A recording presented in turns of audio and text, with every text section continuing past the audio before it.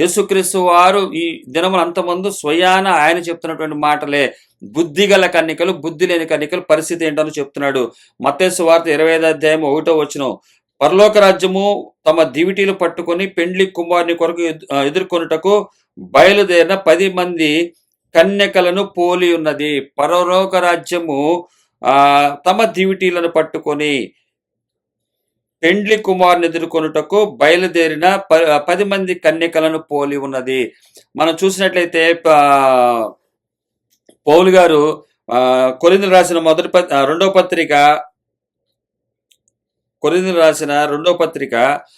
11వ అధ్యాయము 1, 2, 3 వచనాల్లో ఒక కన్యకను గురించి ఇక్కడ తెలియపరుస్తున్నాడు. ఆ కన్యక ఎవరంటే 2వ వచనం, 11వ అధ్యాయము 2వ వచనం, కొరింథీయులకు రాసిన 2వ పత్రిక. దేవాసక్తితో మీ ఎడల ఆసక్తి కలిగి ఉన్నాను, ఎందుకనగా పవిత్రురాలైన కన్యకనుగా ఒక్కడే పురుషునికి అనగా క్రీస్తుకు సమర్పింపవలెనని మిమ్మును ప్రదానము చేసి తిని గాని. ఆయన చెప్తున్నటువంటి సువార్త ప్రకారము పవిత్రాలైన కన్యకనుగా ఒక్కడే పురుషునికి. ఈ భూమి మీద 2 ఉన్నారు. ఒకటి దేవుని ఆత్మ, అలాగే దురాత్మ. ఒక్క పురుషుడికే మనము భార్య కావాలని చెప్పి పౌలు గారు తెలియపరిచినటువంటి సువార్త విషయమై కొరింథీయులకు రాస్తున్నాడు. నేను కొద్దిగా అవివేకంగా మాట్లాడొచ్చేమో కానీ మీరు గుర్తుపట్టాలి అని చెప్పి ఆయన రాస్తున్నటువంటి మాట. మీరు ఎలాగైనా ఈ విషయాన్ని సహించండి, ఇది నేను ఖచ్చితంగా చెప్తున్నా. ఎందుకంటే ఈ పోలిక ఎంత ఖచ్చితంగా అయినటువంటి పోలిక అంటే, కన్యకైన స్త్రీ, ఆ స్త్రీ కన్యకగా ఉన్నటువంటి స్త్రీ 2 భర్తలకు భార్యగా ఉండకూడదు. అటువంటి స్త్రీగా, ఇది కొద్దిగా అవివేకంగా మాట్లాడుతున్నాను, కొద్దిగా ఖచ్చితంగా కరెక్ట్గా మీకు గుర్తుండిపోయేవాలి. మానవ జీవితంలో మీకు ఒక భార్యగా భర్తగా ఉన్నటువంటి వారికి మీకు ఎంత ఖచ్చితంగా అర్థం కావాలో అది దాని గురించి నేను తెలియజేస్తున్నాను అంటున్నాడు ఆయన. అందుకని అంత ఖచ్చితంగా చెప్తున్నాడు. పవిత్రాలైన కన్యకనుగా ఒక్కడే పురుషునికి అనగా క్రీస్తుకు సమర్పింపవాలని మిమ్మును ప్రదానము చేసి తిని అంటే నిర్ణయించబడ్డారు. మీరు కన్యకగా, నేను వేరే పురుషుని సమీపించను అన్న కన్యకగా, పవిత్రాలైనటువంటి కన్యక సిద్ధపరిచి ప్రదానం చేసి తిని గాని, సర్పము తన కుయుక్తి చేత అవ్వను మోసపరిచినట్లు మీ మనసులను చెరుపుబడి క్రీస్తు ఎడలనున్న సరళత నుండి పవిత్రత నుండి ఎట్లయినా తొలగిపోవునేమో అని భయపడుచున్నాను. మిమ్మల్ని ప్రదానము చేశా అంటే ఏంటి?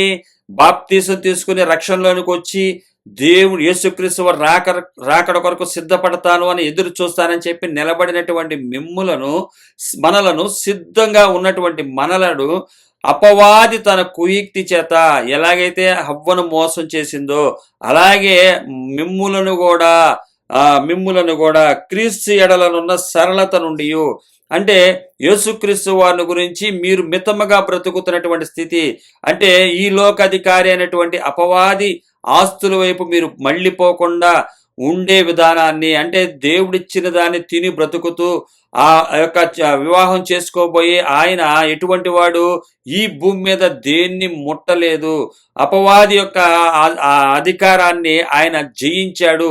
అధికారాన్ని ఇస్తానంటే నాకు వద్దని త్యజించినటువంటి ప్రధానుడు అయిన అటువంటి ప్రధాన యాజకుడిగా ఉన్నటువంటి ఆయనకు ప్రదానం చేయబడ్డారు. ఇది ఒక సంఘముగా ఉన్నటువంటి మనందరము కూడా ఆయనకు ప్రదానం చేయబడినటువంటి వారము. అలాగ ప్రదానము చేయబడినటువంటి వారిలో సరళతలో నుండి అంటే సామాన్యమైనటువంటి జీవిత విధానంలో నుంచి సరిపెట్టుకుని బ్రతికే జీవితంలో నుంచి మిమ్ములను ఎలాగన్నా సరే తప్పించటానికి అపవాది కుయుక్తి చేత బ్రదర్ అలా కాదు, ఇది డబ్బు లేకపోతే ఈ భూమి మీద మీరు బతకలేరు, మనం ఉంది పరలోకంలో కాదు భూమి మీద ఉన్నాము కాబట్టి డబ్బులు తీసుకో, ఏమవదు, దేవుడు చూసుకుంటాడు, అబద్ధం కాదు, ఇది మన అవసరం, మరి ఏం చేస్తాము, మనం బతకాలంటే డబ్బులు ఉండాలి కదా అని చెప్పి అలాగా అధికంలో ఉన్నటువంటి ఆదామ వల్లనే పడేసింది. అది అవను పడేసింది.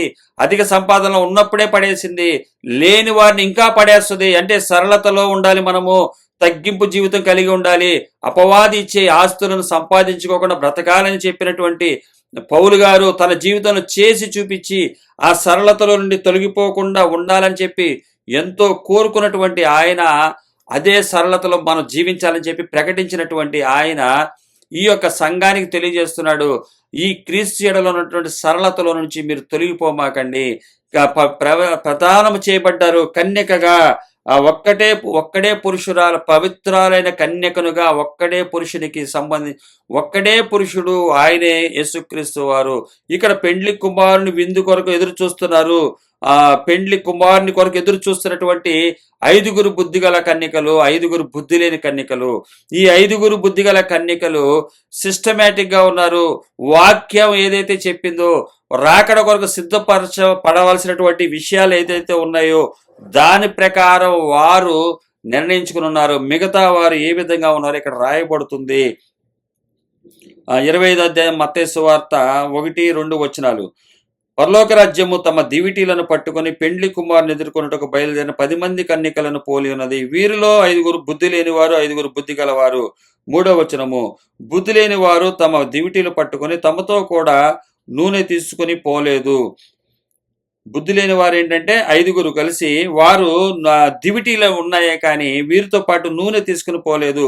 బుద్ధి గలవారు తమ దివిటీలతో కూడా సిద్ధెలలో నూనె పోసుకొని పోయిరి.